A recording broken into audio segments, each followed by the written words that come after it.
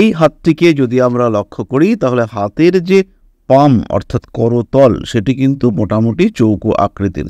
Systematic life এবং পরিশ্রম সাপেক্ষ জীবনযাপনে অভ্যস্ত মানুষের এটি হাত, কিন্তু এখানে একটি সামঞ্জস্যের অভাব রয়েছে। সেটি হলো এই যে আঙ্গুলগুলি কিন্তু হাতের তুলনায় তুলনামূলকভাবে সরু, অর্থাৎ যতটা পরিশ্রম করা এই মানুষটার দরকার তার একটা ঘাটতি, যতটা চেষ্টা উনি করে যাচ্ছেন তার যে রেজাল্ট সেই প্রত্যেকটা জায়গায় একটা অভাব দেখতে পাওয়া যাবে। এই হাতটিকে যদি আমরা আরেকটু ভালো করে লক্ষ্য করি তাহলে এই হাতটির মানুষটির মধ্যে নিয়মানুবর্তিতা এটা ভীষণভাবে রয়েছে। এবার আমরা আয়ুরেখাটিকে একটু ভালোভাবে দেখবার চেষ্টা করব। এই পর্যন্ত আয়ুরেখাটি কিন্তু যথেষ্ট ঠিকঠাক অবস্থায় আছে। এরপর আয়ুরেখাটিতে দুটি ভাগ রয়েছে। এই যে আয়ুরেখাটা দুটি ভাগ হয়ে গেল মোটামুটি 45-48 এরকম বয়সে এসে, এটা কিন্তু ইন্ডিকেট করে শারীরিক দিক থেকে কিছু সমস্যা সৃষ্টি হবে এবং এই সময় থেকে কিছুটা ভুগতে হবে। এই ক্ষেত্রটিতে যে অদ্ভুত একটা ফোল্ড আমরা দেখতে পাচ্ছি, এটা হলো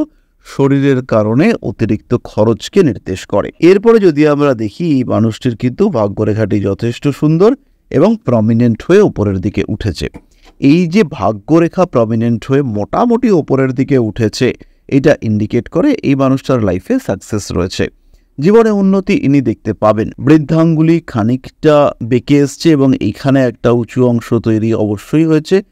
এই অংশটির কারণে এই মানুষটিকে এগিয়ে যাওয়ার পথে বেশ স্ট্রাগল করতে হবে এবং এই ক্ষেত্রে সবচেয়ে বড় প্রতিবন্ধকতা, সবচেয়ে বড় সমস্যা সেটি হলো আয়ুরেখার একটা সার্টিন এজের পরে কিছুটা ক্ষীণ হয়ে যাওয়া।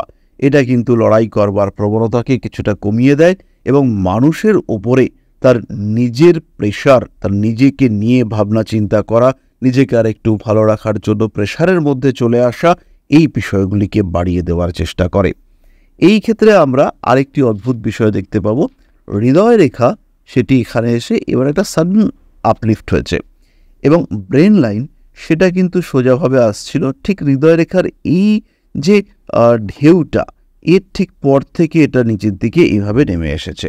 শিরোরেখা এবং আয়ুরেখার মধ্যে একটা স্পষ্ট গ্যাপ রয়েছে, ফলে এই মানুষটি নিজের মতে চলতে পছন্দ করবেন। লাইফে কিছু এথিক্স, কিছু ডিসিপ্লিন দেখতে পাওয়া যাবে।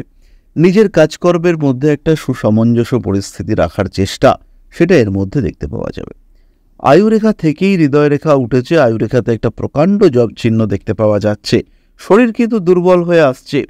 যে কোনো রকমের অ্যাডিকশন, যে কোনো রকমের নেশা আপনার জন্য বিপজ্জনক হতে পারে। বৃদ্ধাঙ্গুলি এই দিকে কাত হয়েছে, তার মানে নির্ভরশীলতা নির্দেশিত হচ্ছে এইখানে। এই ক্ষেত্রে আরেকটি বিষয় খেয়াল রাখতে হবে, এই যে জব চিহ্নটা, এই যে এখানে আমাদের জব চিহ্নটা তৈরি হয়েছে, এটা কিন্তু হঠাৎ করে সম্পত্তি নাশ এবং পিতার দীর্ঘকালীন রোগভোগ এটাকেও ইন্ডিকেট করে। তবে আলটিমেটলি যদি আমরা ডিসিশনে আসতে চাই, এই মানুষটার ক্ষেত্রে হাতের কন্ডিশন যথেষ্ট ভালো। একটু জেদ, একটু ইগো পরিত্যাগ করতে হবে এবং তারপরেই এই মানুষটা কিন্তু অনেকটাই ভালো থাকবেন। জীবনে সাকসেস রেট প্রচুর বাড়তে দেখতে পাওয়া যাবে, জীবনে অগ্রগতি ঘটবে, জীবনে উন্নতি অবশ্যই ঘটবে। মা আদিশক্তি সকলের মঙ্গল করুন। জয় মা আদিশক্তি। নমস্কার।